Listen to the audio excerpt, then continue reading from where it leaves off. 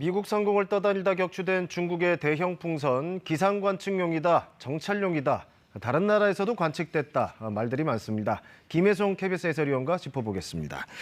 김 위원님, 약간 시간을 좀 돌려봐서요. 이 풍선이 미국 상공에 상당히 오랜 시간 떠다녔다고 하죠. 이 상황부터 좀 볼까요? 네, 처음 보도가 나온 건 지난 2일이었습니다. 네. 북부 국경지대죠. 이 몬태나주에서 이 풍선이 목격됐다는 소식이 전해졌습니다. 네. 풍선은 중국에서 출발한 것으로 보이고요. 네. 태평양을 건너서 미국에서 이제 주요 군사 시설들이 있는 곳도 지나갔는데요. 네. 이 정부는 지난 4일 풍선이 대서양 영공에 이르렀을 때 이 전투기들을 출격시켰습니다. 그래서 미사일을 가지고 격추를 했고 그렇죠. 지금 회수 작업이 지금 진행 중입니다. 버지니아주에 있는 퀀티코의 그 정부 연구실에서 지금 잔해를 조사 중인데 FBI 쪽에서 지금 조사가 되고 있는 것으로 전해졌습니다. 아직 그 조사 결과가 나오지는 않았지만 일단 이게 기상 관측용이라는 중국의 주장, 이거 맞을까요? 미국의 기상 전문 업체 웨더닷컴이 있는데 여기서는 일단 외관상 생긴 것부터가 다르다고 말합니다. 네. 웨더닷컴에 따르면 기상 풍선은 올라갈 때 직경이 대략 2m 정도 됩니다. 그런데 중국 풍선은 버스 한 3대 크기 정도 되죠. 60m 이상으로 관측이 됐었습니다. 참고로 지금 나가는 화면은 저희가 남극에서 이제 우리 연구원들이 보내는 화면들을 좀 참고용으로 좀 보내드렸습니다. 네, 맞습니다. 그리고 지금 웨더닷컴 화면인데요. 격추된 중국 풍선은 기상 풍선, 일반적인 풍선과는 다르다는 얘기입니다. 기상 풍선은 6만 피트 정도에 도달하면 다 터지게 돼 있는데 네. 중국 풍선은 6만 피트 이상에서도 순조롭게 비행을 했고요. 네. 또 160km 정도의 거리밖에 날지 못하지만은 중국 풍선은 미국에서만 닷새 이상 수천 킬로미터를 지나갔습니다.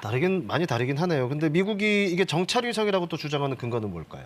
네, 중국 정찰 풍선에 다중 안테나, 정찰 풍선, 예, 그렇죠. 또 정보 처리를 위한 태양광 패널이 있었다고 미 국무부가 이제 밝혔습니다. 네. 웬디 셔먼 미 국무부 부장관은 풍선들이 민감한 정보들을 수집했고 또 미국은 중국 당국자들에게 정찰 풍선의 존재를 용납할 수 없다는 것을 분명히 했다. 이렇게 밝혔습니다. 네. 그럼 미국의 주장을 좀 따라가 보면 그 전에도 이런 풍선이 발견됐다고 하는데 이게 무슨 얘기죠? 이렇게 비행 중에 발견된 건 처음이라고 합니다. 비행 중에? 네. 네. 미국 북미방공사령부의 벤 호크 장군은 전에는 이 같은 위협을 탐지하지 못했었다. 이렇게 네. 밝혔습니다. 미국 정부 관계자는 트럼프 정부 때 적어도 3번, 바이든 정부 출범 초기에 한 번의 풍선 침입 사례가 있었는데 이때는 미국 영토를 벗어난 뒤에 정보망에 포착됐었다. 이렇게 설명했습니다. 자, 그건 지금 미국 얘기고 최근에 이런 풍선이 다른 나라에서도 발견된 적이 있다는 또 얘기들이 있었어요.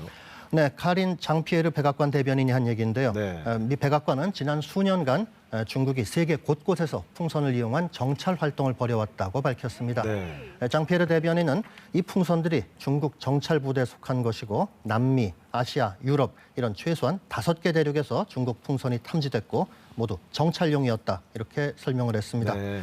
타이완과 일본도 최근 2, 3년 사이에 두세 차례 고공에서 수상한 풍선이 발견됐었다고 발표했습니다. 그렇다면 어제 저희가 관련 보도가 일부 있긴 했었지만 우리나라 상공에도 왔었는지 궁금할 수밖에 없잖아요. 그렇죠. 이 남북 문제도 있고 또 중국이 바로 우리 코앞에 그렇죠. 있으니까 네. 그런 질문이 나올 만도 하죠.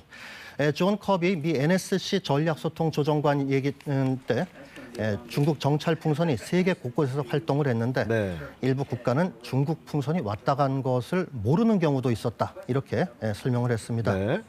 그러면서 남북한에도 혹시 풍선이 보내졌었느냐 이런 질문에 구체적인 언급은 하지 않고 동맹과는 비공개로 소통하고 있다는 정도로만 말했습니다. 확인도 부인도 안 하는 그런 좀 약간 애매하게 얘기를 한 거죠. 네. 그럼 여기서 앞부분에 잠시 보여드렸던 풍선의 추정 궤적 그래픽 한번 다시 보시면서 이야기 보여주시죠. 이어가겠습니다. 네. 미국 국립해양대기청 분석입니다. 이 추정 궤적 아까 보여드렸던 건데 지금 끝부분 보면은 한반도 그 남단을 살짝 걸립니다. 그러네요. 그래서 지난 6일 날 우리 국방부 브리핑 때 풍선이 미국으로 가면서 이 한반도 상공을 지나간 것 아니냐 이런 질문이 나왔었는데 여기에 우리 국방부 대변인은 풍선의 고도 또 우리 감시 능력 등을 고려해서 영공을 통과하지는 않은 것으로 판단한다 이렇게 말했습니다. 네, 지금 마지막으로 좀 짚어보면 중국 입장에서 지금 이게 기상 관측용이다, 민간용이다, 뭐 이거 의도가 있었던 거 아니냐 뭐 이런 얘기도 있는데 어쨌든 그 입장을 아직 변하진 않았죠.